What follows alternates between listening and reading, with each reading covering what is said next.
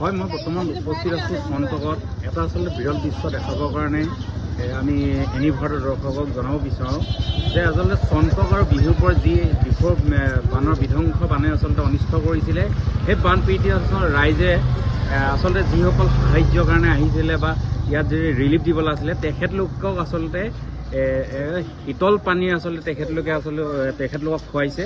এইসকল ৰাইজে এখেতলোকে আচলতে বানত ডুবি আছিল। তেখেতলোকে আচলতে বান শিবিৰত যিসকলে দিবলৈ আহিছে বান সাহায্য, তেখেতলোকক এইদৰে আচলতে শীতল পানী খুৱাইছে। আমি তেখেতলোকৰ লগত পাতিম। বাইদেউ, কি ক'ব, যিহেতু আপোনালোকে বানতে ডুবি আছিল, কিন্তু দেখা গৈছে যে এতিয়া আপোনালোকৰ কাষলৈ যিসকল ৰাইজ আহিছে আপোনালোকে যি শীতল পানী খুৱাইছে, কি ক'ব আচলতে? তেওঁলোকে যে আমাৰ কাৰণে যে ইমানখিনি যে কৰিছে, যে আমাক যিখিনি বস্তু লাগে গোটেই বস্তুখিনি আনিছে। তেওঁলোকতো কষ্ট কৰি আহিছে ন, তেওঁলোকতো আমি অকণমান ঠাণ্ডা পানী অকণ খোৱালে তেওঁলোকতো মনটো ভাল লাগিব। আমাৰ কাৰণে সিহঁতে কৰিছে, আমিও সিহঁতৰ কাৰণে কৰিছোঁ।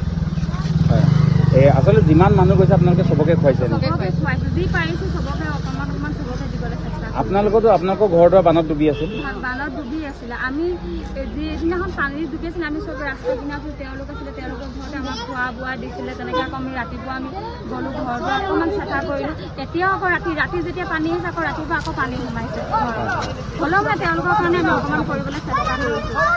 হয়, আপোনালোকে দেখা পাইছে যে এইখন গাড়ী আচলতে তেখেতলোকক আচলতে খাদ্য সামগ্ৰী দিবলৈ আহিছিল, আৰু এই গাড়ীখনত আচলতে তেখেতে শীতল পানী খুৱাই দৃশ্য আপোনালোকে দেখা পাইছে। তেখেতলোকেও পানী দিছে আৰু তেখেতলোকে শীতল পানী খুৱাইছে। এইসকল সাহায্য দিয়া মানুহসকলক আপোনালোকে সম্পূৰ্ণ দেখা পাইছে।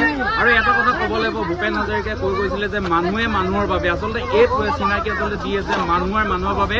আচলতে তেওঁলোকক সহায় কৰিবলৈ আহিছে, সহায় কৰিবলৈ অহা ৰাইজসকলক তেখেতলোকে শীতল পানী খুৱাইছে। আমি বেলেগৰ ইয়াত ভণ্টি আছে, আমি তেখেতৰ লগত পাতিম। ভণ্টি অকণমান আহলে থকা, কি ক'বা? আচলতে এক বিৰল দৃশ্য দেখা পাইছে যে তোমালোকক ইয়াত বানপীড়িতত সোমাই আছা, তোমালোকক সহায় কৰি আছা, তোমালোকে তেখেতলোক শীতল পানী খুৱাইছে। আচলতে কিয় কাৰণে?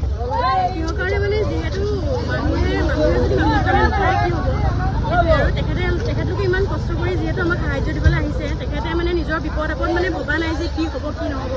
ইমান কষ্ট কৰি ইমান দূৰৰ পৰা আহিছে আমাক সাহায্য দিবলৈ। আমি যিটো পাৰিছোঁ সেইটো কৰিছোঁ আমাৰ ফালৰ পৰা। এতিয়া তেখেতলোকে ভাল পায় নাপায় এতিয়া।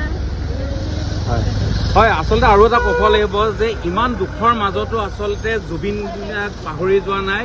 ইয়াৰ মাজতো আচলতে বানপীড়িত ৰাইজে জয় জুবিন দা আচলতে ধমনি দি আছে।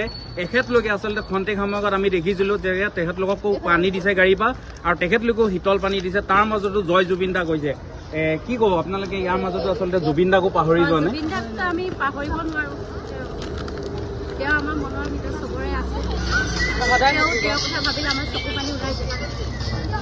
হয়, আচলতে এই অসম আৰু অসমীয়া, পুনৰবাৰ কৈছোঁ, এয়া অসমৰ এক বিৰল দৃশ্য। আচলতে ক'ব লাগিব যিসকল মানুহ বানপানীৰ মাজত কবলত ককবকাই আছিল, তেখেতলোকক উদ্ধাৰৰ কাৰণে যিসকল মানুহ আছে বা খাদ্য বিতৰণৰ কাৰণে যিসকল আহিছে, তেখেতলোকৰ কাৰণেও আচলতে তেখেতলোকৰ কাৰণে শীতল পানী দিয়াৰ চেষ্টা কৰিছে।